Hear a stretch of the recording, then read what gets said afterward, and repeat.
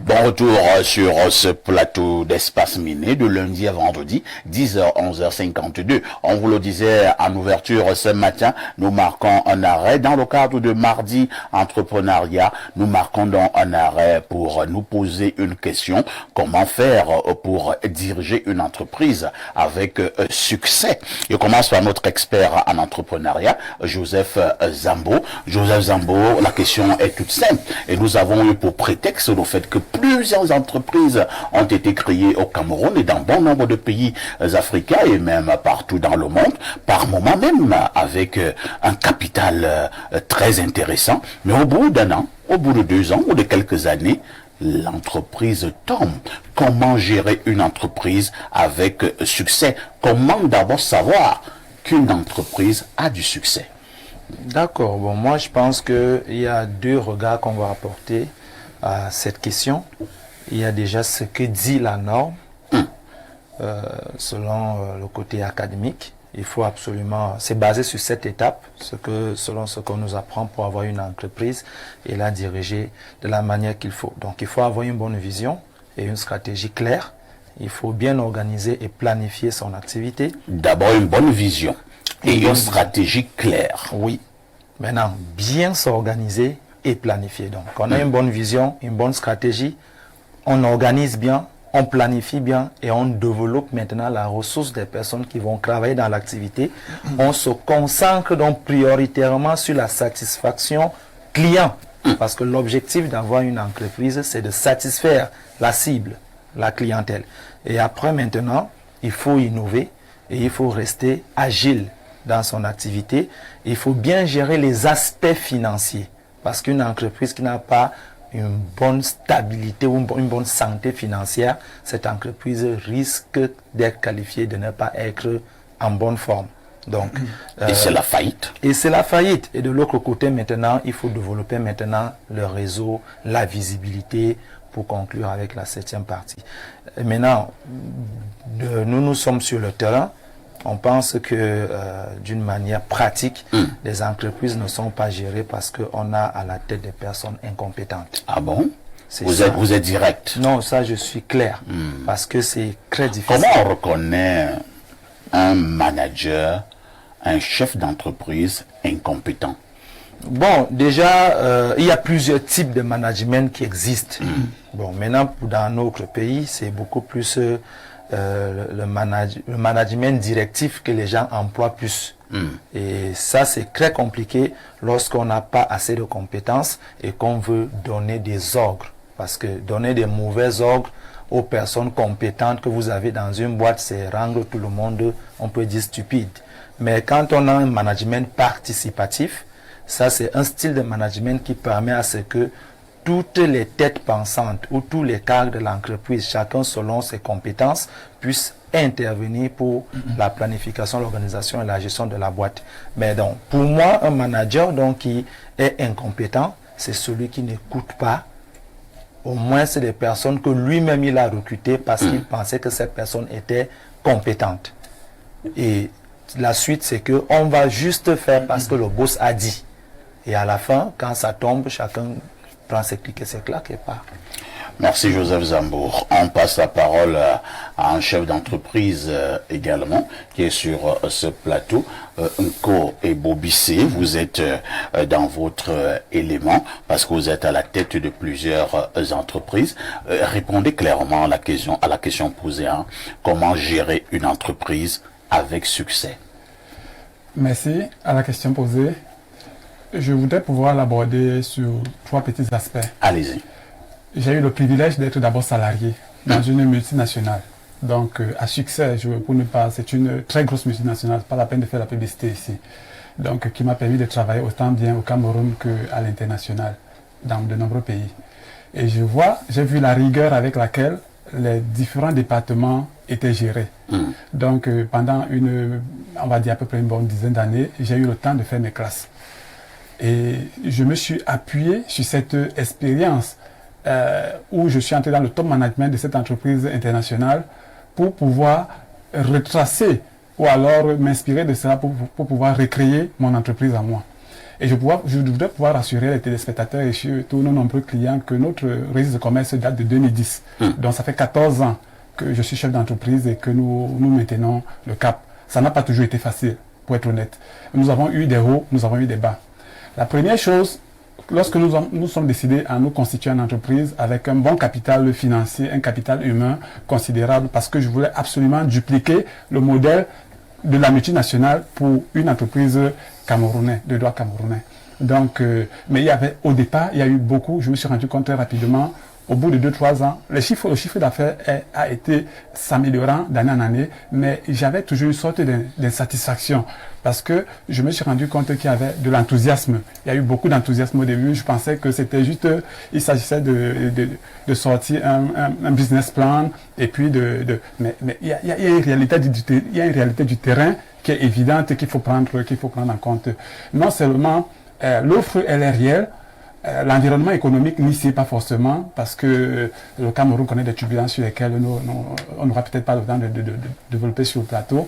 Mais il y a aussi cet enthousiasme qui fait que, en tant que, par exemple, ingénieur de génie civil, quoique étant manager de l'entreprise, j'étais plus focalisé sur les questions techniques. Donc, je voulais plus donner de la satisfaction au client. Et nous étions, par exemple, en train de lancer un produit innovateur pour lequel des personnes pouvaient construire sans argent, pouvoir habiter et pouvoir payer plus tard. Mais à côté de ça, j'ai découvert, bon gré mal gré, qu'il y a un environnement juridique qu'il faut entretenir. Je n'avais pas forcément pris ça en compte dès le début. Donc je suis aujourd'hui, avec de l'expérience, avec 14 ans de recul, j'ai fini par me persuader que l'avocat ou alors mon cabinet juridique a autant d'importance que mon cabinet technique. Mon cabinet juridique a autant d'importance que mon bureau d'études. Quand vous créez une entreprise, vous vous attendez au problème. Mais justement, on n'y pense pas. On pense simplement à gagner de l'argent. Ou alors, moi, j'ai été naïf de penser qu'il n'y aurait que du bon. Et je ne suis pas seul dans ce cas. Je me mets dans la projection de ceux parce qu'ils sont nombreux, comme moi, qui ont créé des entreprises et au bout de 2-3 ans, elles disparaissent. Bon, nous, on a su résister avec le temps et aujourd'hui, on parvient à se maintenir. Et même au contraire, on retrouve une bonne santé, aussi bien financière. Mais je dis, un des facteurs que nous avons essayé de négliger au début parce que nous sommes une entreprise purement technique. Donc, on pourrait dire que notre mission c'est d'accompagner le client de l'acquisition du terrain à l'habitation. Une fois qu'on vous remet les clés, on a la satisfaction. Mais en fait, quand vous remettez les clés, les problèmes ne font que commencer pour nous parce qu'après, il faut rentabiliser l'entreprise puisque on a construit à crédit pour l'essentiel. Donc, il faut rentabiliser. C'est là que le problème commence. Même pour des organismes, même pour des projets pour lesquels l'État a accompagné certains à travers le crédit foncier et autres, avec des mécanismes qui font que le crédit étant pris par l'individu, c'est l'individu qui est payé pour nous retribuer. Et après, lorsque l'individu est payé, soit la banque avale parce qu'il y avait un déficit dans son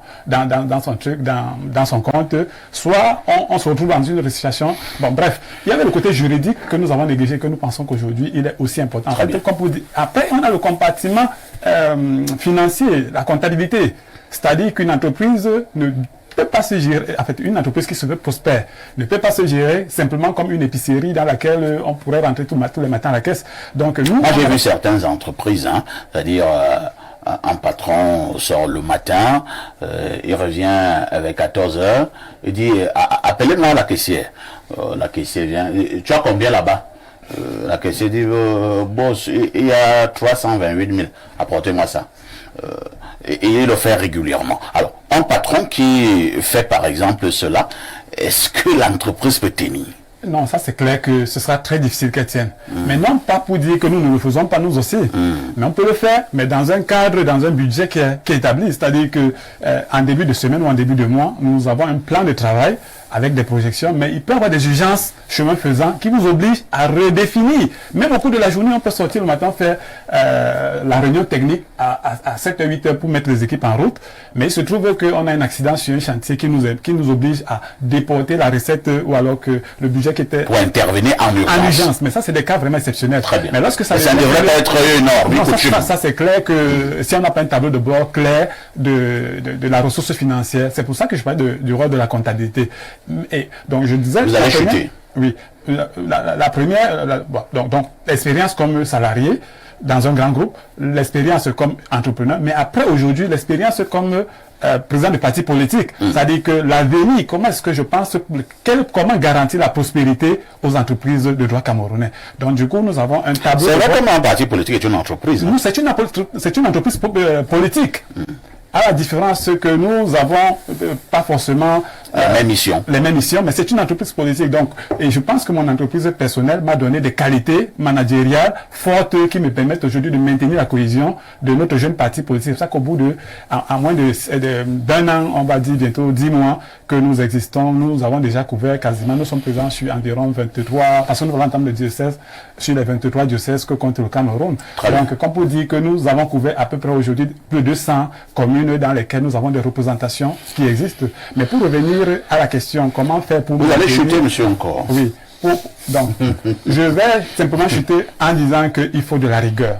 Il faut de la rigueur, il faut animer tous les compartiments. Pour gérer une entreprise avec succès, il faut de la rigueur, j'ai dit un. Deuxièmement, il faut gérer tous les compartiments avec le même enthousiasme, avec la même énergie. On dit deux. Oui. Et de trois, il faut que l'État redéfinisse le rôle de l'État dans l'accompagnement des entreprises, parce que pour moi, plus de la moitié des entreprises qui aujourd'hui disparaissent, l'État y joue malheureusement un très grand rôle qui asphyxie ces jeunes entrepreneurs. Merci, Pierre Blériot-Ignamek. Je vais te poser la question inverse. Comment gérer une entreprise avec succès? Maintenant, comment faire pour qu'une entreprise ne tombe pas? Bon, moi je croyais que tu allais me demander comment faire pour qu'une entreprise tombe. Comme tu me demandes comment faire pour qu'elle ne tombe pas, une entreprise fonctionne comme le corps humain. Notre corps avec toutes ses parties et tous ses organes. Le promoteur de l'entreprise doit savoir quel est l'organe que lui-même représente. Dans l'entreprise. Dans l'entreprise. Il y a 3 principaux organes dans le corps humain parfait. L'un se situe au niveau de la tête. Le cerveau. Un se situe au niveau du thorax. Et un se trouve plus bas, les pieds. Alors, qu'est-ce que vous-même vous êtes dans votre entreprise? Parce qu'il y a des gens qui sont les pieds, c'est-à-dire que lui-même devrait être ouvrier dans son entreprise. Il est là pour les tâches. Il n'a pas appris ce qu'il y a dans l'entreprise là.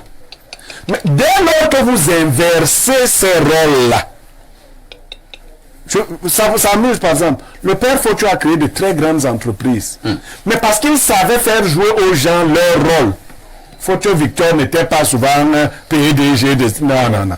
Il savait qu'en matière de banque, il n'a pas appris la banque. Il prenait un banquier chevronné qui a fait ses classes.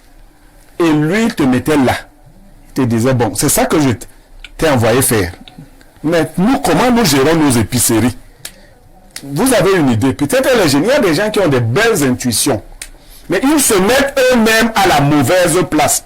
Ou encore, ils mettent des gens à la bonne place, les bonnes personnes aux bonnes places, mais se substituent de manière répétitive, au point qu'on le laisse avec son affaire. Vous êtes cadre dans une entreprise, les cadres sont des appuis à la prise de décision. Mais si le boss veut être à tous les postes lui-même, vous le laissez faire et c'est la voie sûre pour échouer. Vous voyez, c'est ce qu'il faut faire. Se mettre à la mauvaise place ou mettre les mauvaises personnes à la place. Il faut donc savoir comment ça se structure. Deuxième chose parfois ici, il faut investir dans les domaines qui vous passionnent. Vous-même. Ici veut créer une entreprise. Le domaine qui passionne le plus ici, c'est les médias.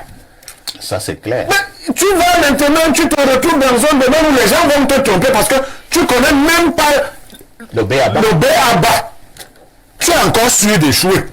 Parce que si ton entreprise est créée au Cameroun avec les Camerounais, dès qu'ils sauront que même le langage technique du domaine tu ne connais pas, ils vont... J'avais un type, il vient réparer la lumière chez ma tante, j'étais petit. La tante me dit, qu'est-ce qui s'est gâté? Il dit, c'est le câble avant. Bon, elle lui donne beaucoup d'argent. Et le mari, quand le mari revient, sa femme lui dit que il y a eu le câble avant qui s'est...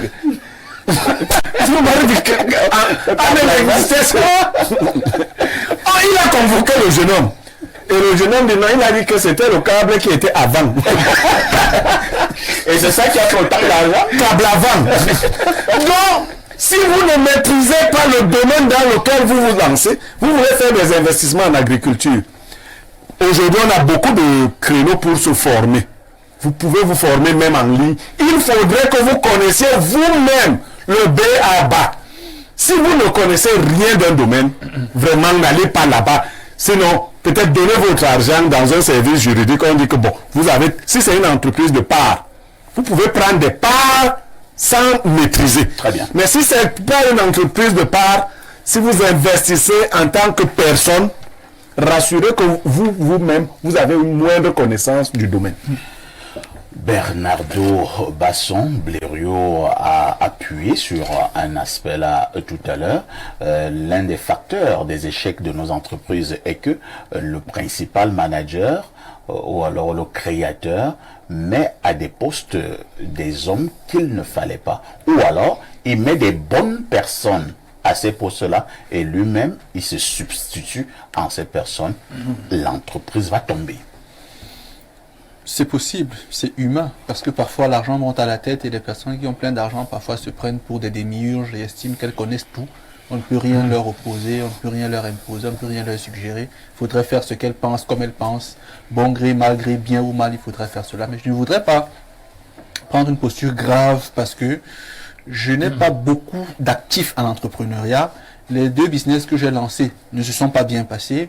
Donc, si vous me demandez ce qu'il faut faire pour échouer, je vous dirai ce que moi j'ai fait pour échouer. Parce que ça peut aider, donc pour ne pas échouer, c'est bien. Donc, moi, je ne vous dirai pas que je m'y connais clairement parce que je ne m'y connais pas beaucoup. D'ailleurs, je l'ai souvent confessé sur le plateau. J'apprends de M. Niemek, je peux apprendre de Zambo ou autre. Moi, je n'ai pas été un entrepreneur à succès. Alors, ce que moi j'avais fait pour échouer d'abord, c'est que j'avais commencé à faire confiance à tout ce qu'on me disait. Je n'avais pas été suffisamment vigilant. Les documents qu'on me présentait, je les lisais en tant que juriste. Dès que je voyais le bien fondé, la belle rédaction, je me disais, ok, je m'arrangeais à ce que l'acte soit enregistré et tout. Et je me disais, bon, c'est bon. Pourtant, parfois, quelqu'un vous dit quelque chose, vous sort mes documents qui sont faux. Il vous vend le vent, vous lui faites confiance et il vous emmène dans le trou. Donc, comme le mec dit, je n'ai pas investi au départ dans un domaine que je maîtrisais. Je n'avais pas véritablement de compétences en restauration. Je ne m'étais pas formé dans le système, dans les aliments et tout. Je suis allé comme ça parce qu'on m'a dit que ça rapporte. J'ai lamentablement échoué. Et c'est bien fait pour moi parce que on ne se lance pas comme ça aveuglément. La deuxième chose également que j'ai faite, c'est que la personne que j'avais mise pour responsable, entre guillemets, de la gestion de la finance, c'est vrai, elle ne me volait pas, mais elle n'avait pas la possibilité de me dire « je ne te donne pas d'argent ».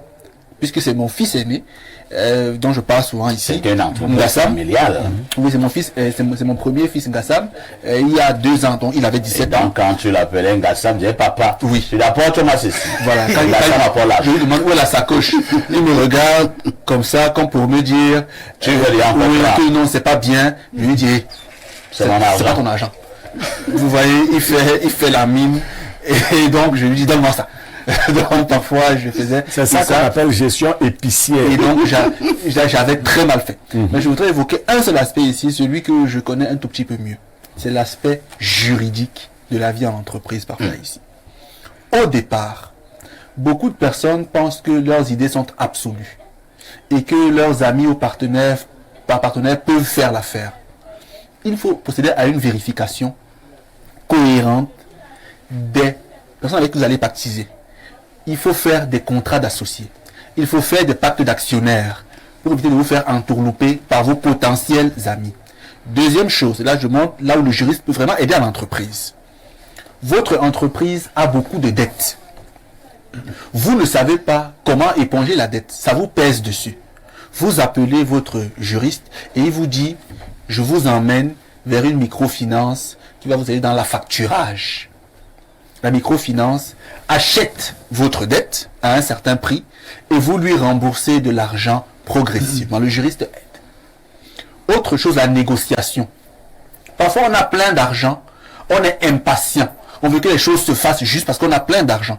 Le juriste vous demande donc de prendre du temps, de rester même au bureau. Lui, il va à la négociation, il va à l'entente, il va à la discussion, il détermine les points de paix stratégiques, névralgiques. Il vous les ramène donc au bureau et vous pourrez bien sûr discuter avec lui. Autre chose encore, la logistique. Vous avez cogné quelqu'un sur la route, l'assurance a fait que ça vous énerve. Votre juriste donc entre en scène pour vous accompagner afin que votre matériel, votre véhicule qui a peut-être cogné un enfant, tout ça pas forcément réquisitionné, ça pas forcément, du moins ne subissent pas des grèves particulières. Donc aujourd'hui, parfait ici, votre avocat doit être au début et au milieu de la vie de votre entreprise. Très bien. Pour procéder aux vérifications intéressantes au départ et au contrôle de la vie. Les contrats.